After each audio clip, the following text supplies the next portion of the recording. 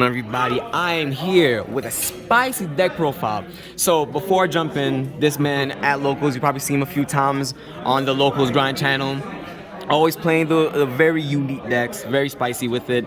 He was actually throughout the day in the top tables with this deck. So let me put the mic to the main man themselves. How you doing, man? Doing amazingly. All right, so Thank you very much, Rikka Sunavalon. at the Cyberstorm Access Regional, you placed what? I placed 18th, actually. Finishing X2, right? Yeah, last time I got 32nd, right on the cusp, but just very basic Rikka Sunavalon, 42 cards. Played the exact list. Marcus Patel got, was it Nationals win from. And yeah, I just wanted something really exciting. I already got my Nats, but right? Let's just do something crazy. So what did you play with to get 18th place? I played Sunavalon Generator. Ooh, okay, so before we get into the list, peak Loki. Right over here. Any shout outs before we get into it? Yeah, I mean, first shout out would definitely be to the Norse god Loki. I pretty much was guided to this with both the plant and the generator deck being like focused around this Norse god. So I was like, you know what? I love plants, but I really want to do something different. I didn't want to just do regular plants. You'll probably see the other video of like a regular plant pile. I wanted to play that, but no. I wanted something that every single person would have to read the card or call a judge and completely misplay. And every single person did. My only losses were to Madolce and Marincest. I never lost to any of like branded Sprite, Flu, whatever. Oh wow. All easy. All right.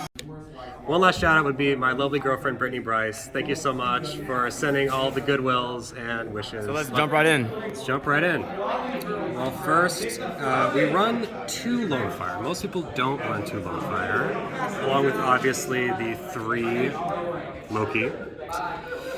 And traditional Sunavalon package, kind of, with 3 die and a 1-for-1. No twin. We just go for very basic, minimal combo. I can just show it later on in the video if you want to see how it works, even through Shifter, because I side deck Shifter, spoiler. And it's pretty hype.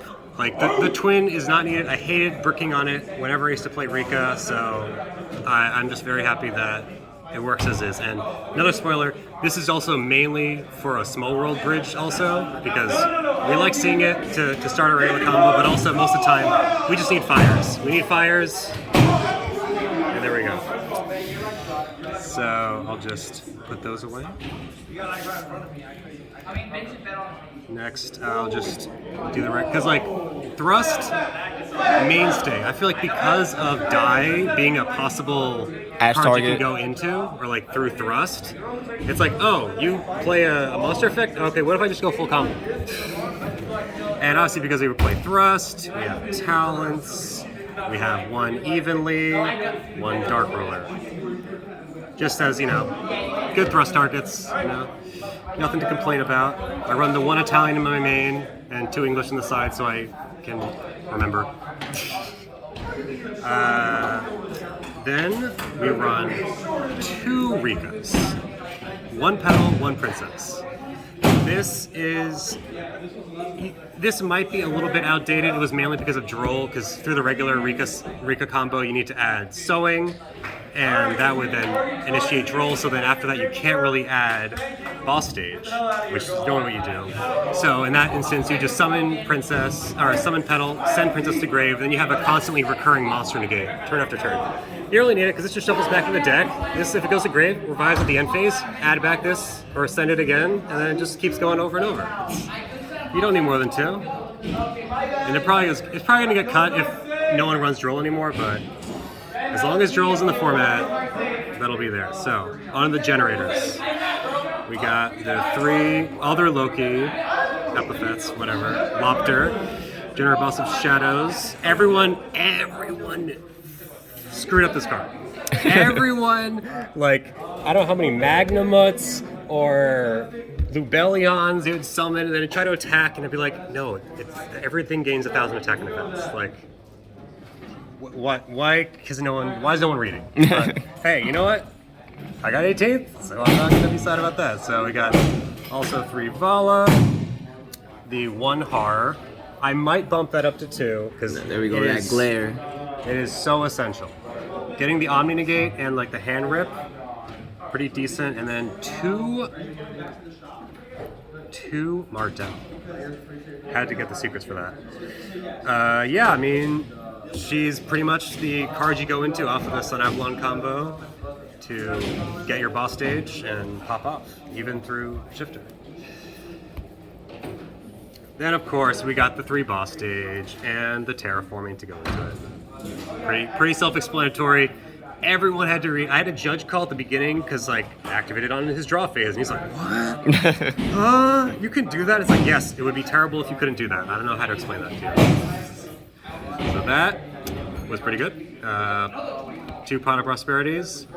Might run 3 because honestly, regular plant, the side deck is super tight. This one, there are so many cards that I never ever went into. So Prosperity works in this version of plants. Then onto the hand trap interaction engine. 3 Imperm, 3 different languages, of course. 2 Ogre, 3 Crow, 3 Ash, 2 Nibiru, 1 Droll, because we obviously have the 3 cross out, and then we'll just also have a call by. That's just another cross out. And yeah, I mean, in terms of hand traps, all of them were pretty good. Droll was obviously, since it's only 1, mainly off of the main point was just as a cross out target. Even though I never actually hit it off a cross out, you would just never hit Bell, Imperm.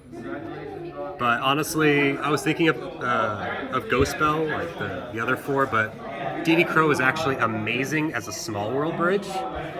Like from Shifter or from Droll into Sunseed Genus Loki. Which Oh is like wow, yeah, the it whole works combo. out. So it's like, oh yeah, no. Level 1, the only thing it This was the shares. last card that just really put everything together. Because I had so many times where I'd be like, okay, Shifter, it's dead. I have Small World. How can I like plus off of this really hard?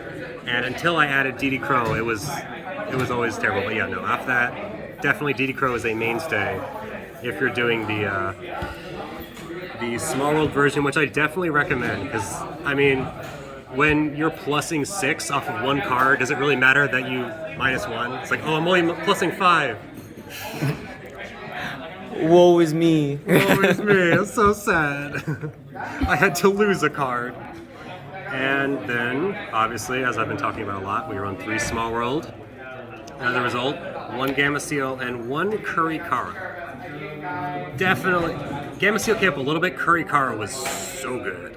So good.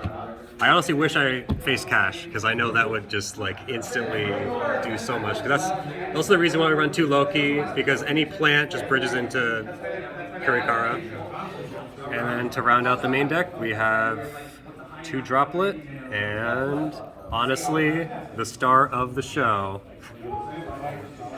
3 Skill Drain in the main deck. Oh god. When we tested it, my friends were always like, this is the only card that seems super impactful besides your field spell. So I was like, alright, I guess we're just gonna main 3 Skill Drain. And one game, literally, I opened 2 starters and 3 Skill Drain. Set 2, they popped 1, and I was like, oh, well, I have another one, sorry. Yeah, that game ended pretty quickly. But That was a clean 60. Clean 60. I wanted to make it 50, to be honest, because there is definitely some cards you really want to see more than others, but in the end, there's also a lot of cards you don't want to see. So I kind of balanced it out that, you know what, overall, I came here for fun. I already had my invite. Make it 60. Make it so that everyone's like, what is this thing? And like searching through this chunker, this double sleeve chunker. I had to cut it in half once in a while to search because it was just too intense. It was too intense. So in terms of my extra deck, we run the 2 Dryas, just in case they rip one, or in case you summon one and they like Ash, Imperm, whatever, you can always Lone Fire, tribute it off, summon Loki, and do it again because it's not once per turn. Yep.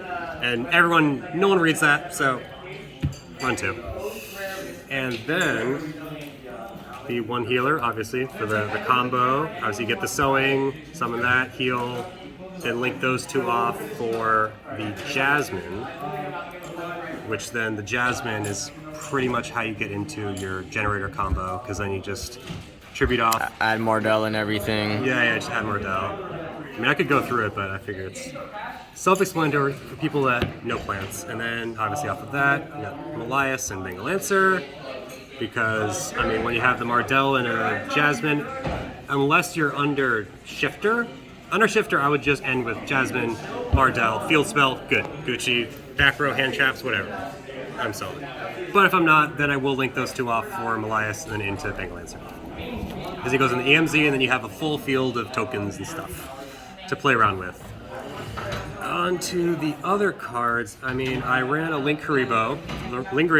Came up once. Even though I won the game anyways, I lost the game anyways, so honestly...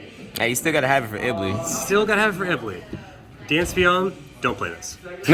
Honestly, I printed out, I typed out my deck list, didn't have this, had two of this one, Hyperiton, screwed up, but actually did have these ratios, and was like, oh, you know, it's actually good that my printer didn't work, and I had to write it out by hand. Nice. So, but definitely it was fate, man, fate. In the future, I would definitely put two Hyperiton, because you actually go into this a lot, especially if you open up the regular combo and you have a Vala, like you have a rank 9 you can go into.